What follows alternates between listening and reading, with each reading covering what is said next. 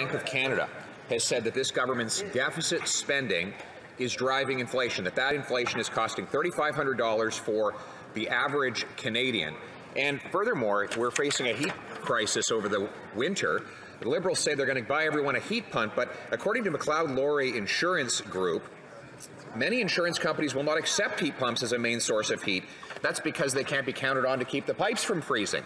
So instead of distracting with promises that won't work, why won't the Liberals cancel their plan to triple the carbon tax and raise home heating prices? Deputy Prime Minister.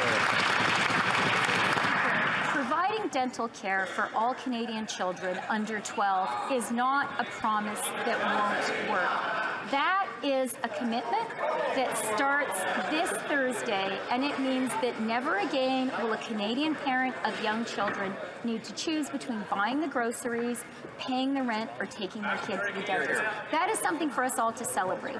When it comes to fiscal responsibility, Canada has a AAA rating and the lowest debt and deficit in the G7. Honourable Leader of the Opposition. Mr. Speaker, the question was about home heating.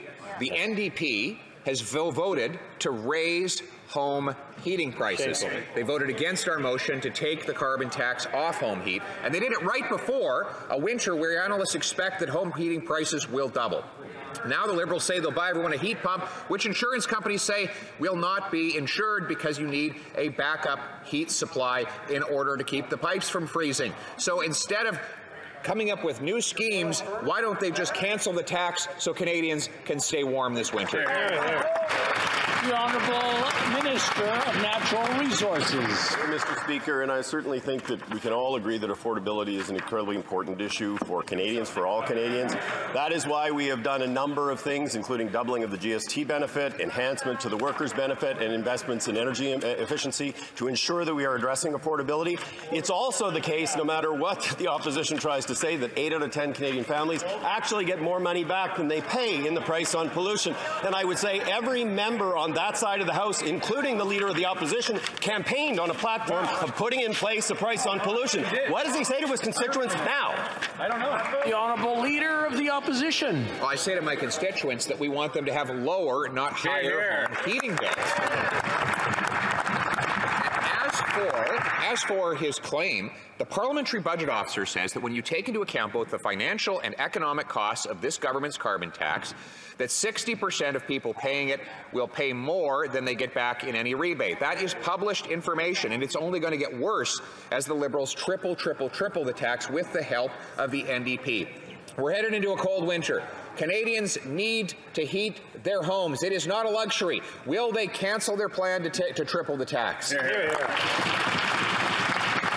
The Honourable Minister of Immigration. Mr. Speaker, with respect, the honourable member has now made the most bizarre argument I could have possibly imagined when it comes to inaction on climate change. He's now suddenly opposed to heat pumps. Heat pumps have the ability to reduce pollution in our community and bring the cost of power down, or heat, for homeowners who live in my community. This is particularly important as we're coming up on the winter season, and I'm so pleased to have been able to make an announcement in my hometown last week that will provide an upfront grant of up to $5,000 for homeowners to help them lower their heating bills every month. Mr. Speaker, we're going to continue to do what's right for climate change, but because we know the cost of inaction is simply too great to ignore.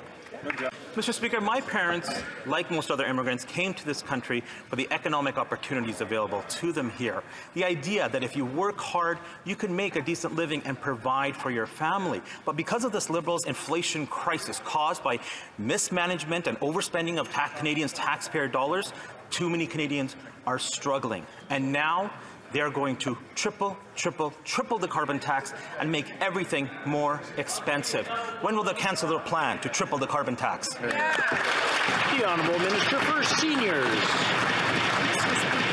Recognize the challenges that seniors are facing, and our government has been there for them. Mr. Speaker, unlike the party opposite that has opposed every single measure that we have put forward to support seniors, Mr. Speaker, we're delivering for them by doubling the GST credit that will help 11 million people. We're providing rental and dental support. We have permanently increased the old age security by 10%, Mr. Speaker, for those 75. We're going to continue to be there for seniors. Thank you. Honourable Member for Edmonton Mill Woods. Well, here's some facts for you, Mr. Speaker. Too many Canadian families, hardworking Canadian families, are lining up at food banks just to provide food for their families. 20% of Canadians are having to skip meals just to save money. And so many Canadian families are struggling to heat their homes. And now the Liberals are going to triple the carbon tax and make everything even more expensive. So when will they cancel their plan to triple the carbon tax? The Honourable Parliamentary Secretary. Mr. Speaker, and I'd like to remind the member across the way what it means to stand up for Canadians. Over 2 million Canadians have been lifted out of poverty since this government has taken action. That's 450,000 families in the last year alone. Let me remind the members across the way that the Conservatives voted against and do not support the CCB that lifted 435,000 children out of poverty in this country. We're building an affordable childcare system across this country. We've added $500 to low-income families' renters, and we've made sure that children under 12 have dental care. Mr. Speaker, we understand what Canadian families need now and also in the future. Mr. Speaker, the Liberal government is afraid of chaos. There are protests showing against inflation. 1.5 million Canadians have had to use food banks in a single month. Pregnant women have to choose between feeding themselves or feeding their children. People are fed up. This Liberal government needs to stop making daily life complicated for Canadians. And will they let them breathe a little bit by backing down on their carbon tax? The Honourable Minister. Mr. Speaker, we know that many Canadians are facing very real difficulties due to inflation. That's why we have a responsible, compassionate plan. That's what we're implementing. We've doubled the GST tax credit. We're giving money to people who need it to pay their rent. We're helping parents with dental care. And we're increasing the Canada Workers' Benefit. These are necessary and important measures for Canadians. And the Conservatives should support us. The Honourable Member for Bellechasse, Les Etchemins-Lévis. It's not working, Mr. Speaker. The cost of housing has doubled since this Liberal government took power. Young families are giving up on their dream of home ownership. Students have to sleep in shelters. It's happening here in Canada, a G7 country. It's shameful. It's embarrassing. When will the government let people take back control over their lives? The Honourable Deputy Minister. Mr. Speaker, we know full well that Canadians are having difficulties today because of the worldwide economic situation. That is why we have set up a plan to help Canadians. We're improving the GST tax credit. We're helping out with student loans and improving the Canada Workers' Benefit.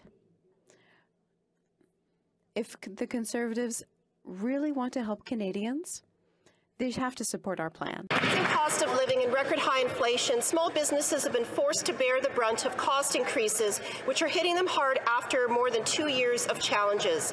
According to the Canadian Federation of Independent Business, small businesses have incurred on average $150,000 in new debt. Yet, what Christmas gifts are the Liberals giving them for 2023? Tax increases. Carbon tax increases add cost to their heating bills and anything that is shipped. There's the payroll tax increase and an automatic tax increase on beer, wine, ciders, and spirits, affecting beverage production and hospitality industries.